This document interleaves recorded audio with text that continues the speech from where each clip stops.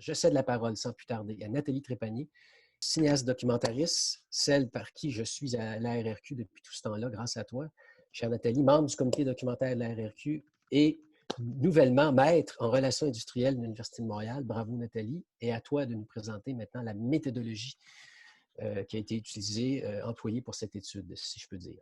À toi l'honneur. Merci Bruno. Juste avant de commencer, je vais être franche avec vous, je vais lire mon texte que j'ai tout bien écrit pour essayer de ne pas me perdre par mon enthousiasme. Donc, c'est ça. Fait que, avant de commencer, je tiens à partager avec vous mon sentiment de travail accompli.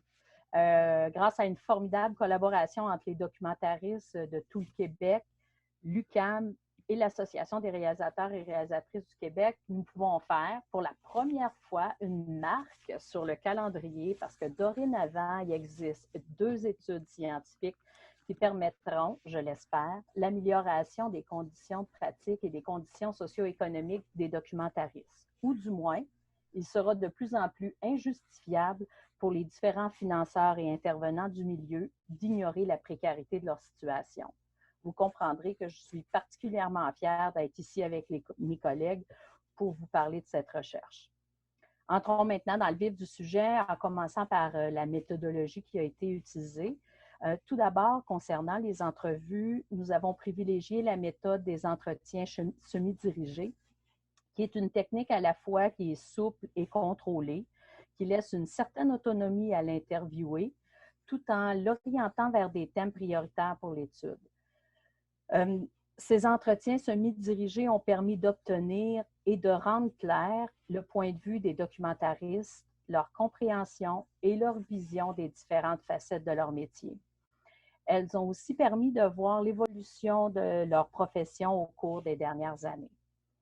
Bien évidemment, pour faire ces entrevues, nous avions besoin de 2 éléments essentiels, un guide d'entretien puis des documentaristes.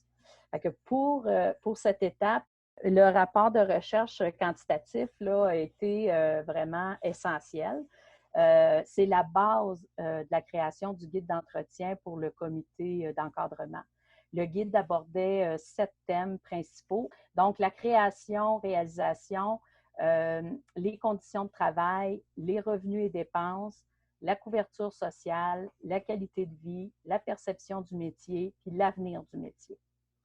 Concernant le choix des personnes à interviewer, nous avons élaboré des profils types de documentaristes, toujours en se référant aux résultats de 2017. Le but était de permettre des comparaisons pertinentes. Nous avons délimité les profils à partir des critères suivants, le lieu de résidence, l'âge, le sexe, les années d'expérience dans le métier, la formation, le revenu, la réalisation documentaire comme activité principale, le mode de production, que ce soit autoproduction ou non, et le principal milieu de travail, la télévision ou le cinéma. Nous présumions que ces critères révéleraient une expérience particulière du métier. Nous supposions également que ces critères traduiraient une perception spécifique des enjeux liés au travail et de l'évolution du métier. Parmi ces critères, le genre et le lieu de résidence nous apparaissaient comme des facteurs importants pour le choix des documentaristes à interviewer. Les profils types ont donc guidé notre choix parmi les 117 personnes de la recherche précédente qui avaient manifesté leur intérêt à participer aux entrevues du présent volet. La majorité des entrevues proviennent de ces volontaires. Quelques autres viennent de références du comité d'encadrement.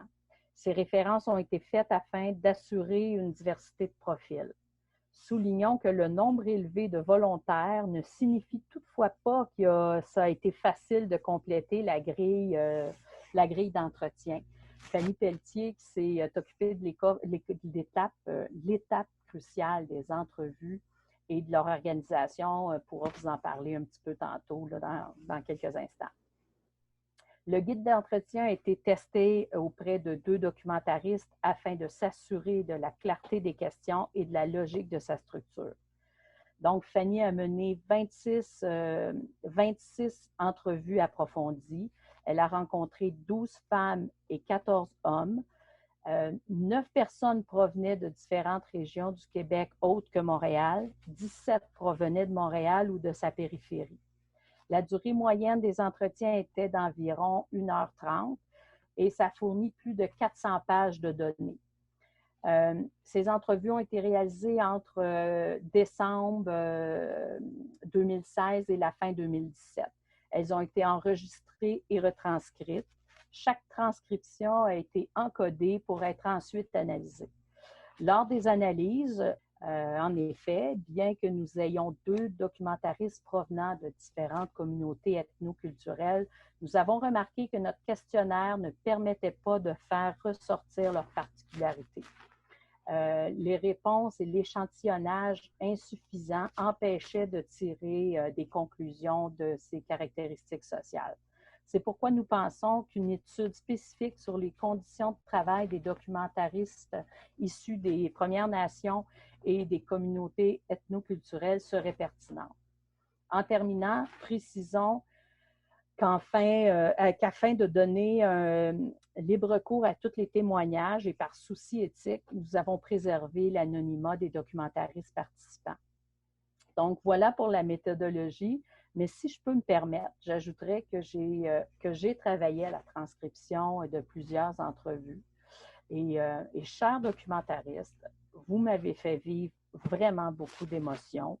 J'ai ri, j'ai pleuré, j'ai été en colère, pour ne pas dire autre chose. Des fois, j'ai été étonnée, j'ai été choquée, mais surtout, j'ai été vraiment touchée par votre engagement et votre amour de votre métier, de notre métier, si je peux même me permettre. Je vous remercie de vous être ouvert à nous et d'avoir permis de mener à bien ces recherches.